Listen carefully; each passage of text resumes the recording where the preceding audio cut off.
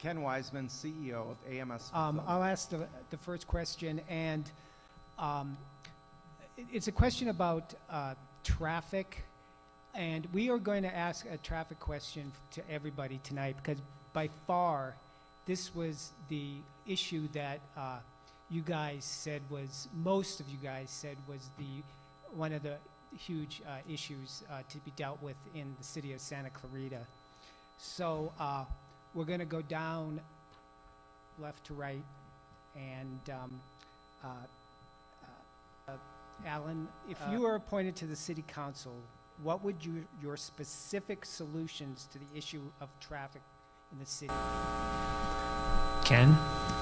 There's a couple things that I am doing. One, as CEO of AMS Fulfillment, I recognize that 140 of my employees, almost 40%, are coming from Lancaster and Palmdale each day. So I started exploring this with economic development and some of the other business leaders I know, and I found out that it could be as many as 8,000 people that are coming from Lancaster and Palmdale each day into service positions in our city and surrounding area. So we had a meeting with Lancaster Transit at AMS. We had a representative from the city, from economic development, from College of the Canyons, and what we're exploring is point-to-point busing. It's already happening into San Fernando Valley and to SUNY College, 9 buses each day taking people, commuters and students in. We have none. And this is something everybody that was involved in that group is excited about. We're actually thinking of seeing if we can do learning on wheels and leverage some of the funding that's available from the state to do not-for-credit coursework. So maybe on their way in, they could take ESL or GED courses or employability skills so that we can bring our staff that's coming in up to a higher level and get them paid more for being able to deliver more.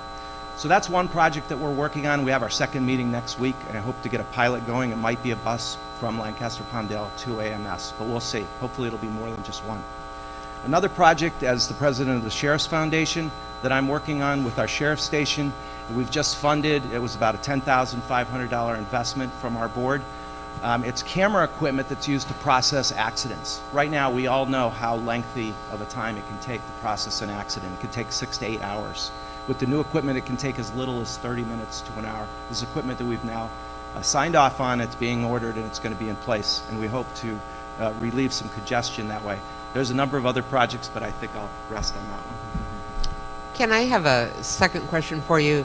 In a position that you submitted to the Signal for publication, you had an interesting take on crime, which public safety was an issue for a lot of people, but you described it as an act of desperation. Could you elaborate on that?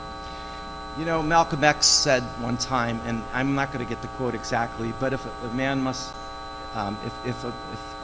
live in darkness, sins will be committed. The guilty is not he who commits the sins, but he who creates the darkness. And you know, we take kids right now at 18 and they come out of school and they're not citizens and they can't get jobs. And what do? They can sell drugs, they can be prostitutes, they can get pregnant, they can work off the clock. And it's happening every day right in our community. And I know these kids because I'm hiring a lot of their friends who are citizens. It's an issue, and we're pushing these people into crime. And we've got to give these people opportunities. Thank you. Thank you. Ken? You don't wake up one morning and just say you're ready for this. I think there's a progression. I moved here 18 years ago to take on my third CEO position.